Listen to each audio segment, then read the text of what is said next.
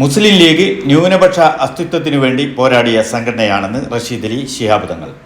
മുസ്ലിം league Kozhikode ജില്ലയിലെ കീഴ്മാട് മാമ്പുഴപ്പാലത്ത് നിർമ്മിച്ച കായിദെ മില്ലത്ത് സെന്ററിന്റെ ഉദ്ഘാടനം നിർവഹിച്ച് സംസാരിക്കുകയായിരുന്നു അദ്ദേഹം. ഹംസ കീഴ്മാട് അധ്യക്ഷത വഹിച്ചു. KM ഷാജി മുഖ്യപ്രഭാഷണം നിർവഹിച്ചു.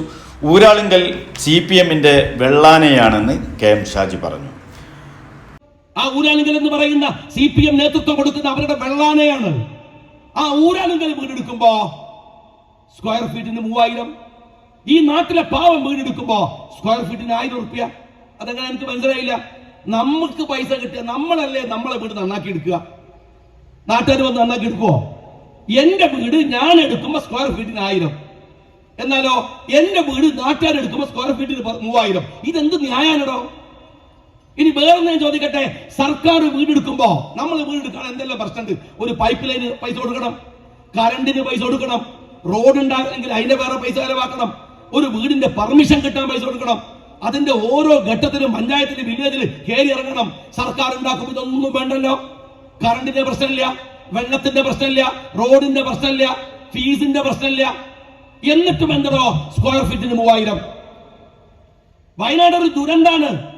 നിങ്ങൾ പറയാ, ഓ ദുരന്തം മിണ്ടരുത്, ഇത് ഫാക്ഷിസ്റ്റുകളുടെ സ്വഭാവമാണ്. എന്റെ ദുരന്തം ഉണ്ടായ പോലെ മനുഷ്യന്റെ വായടപ്പിക്കുക. പക്ഷെ ഞങ്ങൾ പറയും, പറഞ്ഞുകൊണ്ടേയിരിക്കും. RMPയിലേക്ക് പോയി. പിന്നെ ആ പ്രതാപൻ ഇപ്പോഴും ഉണ്ട്. ചോദിച്ചു നോക്ക്. ഈ സ്വാശ്രയ വിദ്യാഭ്യാസ സമരത്തിൽ പങ്കെടുത്തതിന്റെ പേരിൽ കണ്ണുപോയവനാണ്. കൂത്തുപറമ്പിലെ രക്തസാക്ഷികൾ തീരുന്നില്ല. നിങ്ങൾ പാടി പുകഴ്ത്തുന്ന പുഷ്പനില്ലേ, ഇല്ലേ? പുഷ്പനെ അറിയാമോ? ആ പാട്ടിന് ലീഗ് ഓഫീസിന്റെ ഇങ്ങോട്ട് വെക്കരുത്. സ്വന്തം പാർട്ടി ഓഫീസിൽ നേതാക്കളുടെ ചെവിയിൽ കൊണ്ടുപോയി മൂളിക്കൊടുക്ക്. പുഷ്പനെ അറിയാമോ? ബിന്ദുവിനോട് ചോദിക്ക്, പുഷ്പനെ അറിയാമോ? ബിന്ദുവിനെ സപ്പോർട്ട് ചെയ്യുന്ന മുഖ്യമന്ത്രിയോട് ചോദിക്ക്, പുഷ്പനെ അറിയാമോ? ഞങ്ങൾക്കറിയാം. എന്തിനാ പാവം അങ്ങനെ ഒരു വെടിയുണ്ടയേറ്റത്? എന്തിനാ പാവങ്ങൾ കൂത്തുപറമ്പിൽ മരിച്ചു വീണത്? എന്തിനാ പ്രതാപന്റെ കണ്ണുപോയത്? അതൊക്കെ പോട്ടടോ. ആ സ്നേക്ക് പാർക്കിലെ പാമ്പിനെയും കൊരകനെയും കത്തിച്ചില്ലേ നിങ്ങൾ? ഈ പാമ്പൊക്കെ എവിടെ കൊണ്ടുപോയി തീർക്കും സഖാവേ?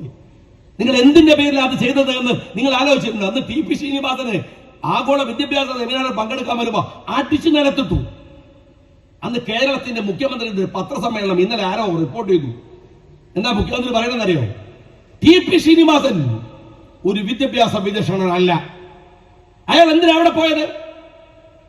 ഇങ്ങനെ ഒരു മുഖ്യമന്ത്രി, നിങ്ങൾ മനസ്സിലാക്കണം, അധികാരം കിട്ടാൻ വേണ്ടി വാലിന് തീയും തലക്ക് ഭ്രാന്തും പിടിച്ചു നടന്ന ഒരു മനുഷ്യൻ അന്ന് ചെയ്തു കൂട്ടിയ അതിക്രമങ്ങളുടെ ഫലമാണ് ഇന്ന് ഈ കേരളം അനുഭവിച്ചുകൊണ്ടിരിക്കുന്നത് എന്ന് നിങ്ങൾ മനസ്സിലാക്കണം. ഉണ്ടായിട്ടുണ്ട്, അധികാരമില്ലാത്ത കാലം ഉണ്ടായിട്ടുണ്ട്. CPMന് ഉണ്ടായിട്ടുണ്ട്, അധികാരമില്ലാത്ത കാലം ഉണ്ടായിട്ടുണ്ട്. CPMന് ഞാൻ പറഞ്ഞത് വലിയ വിപ്ലവം ടെക്നോളജിയുടെ ഭാഗത്ത് ഞാൻ പറഞ്ഞത്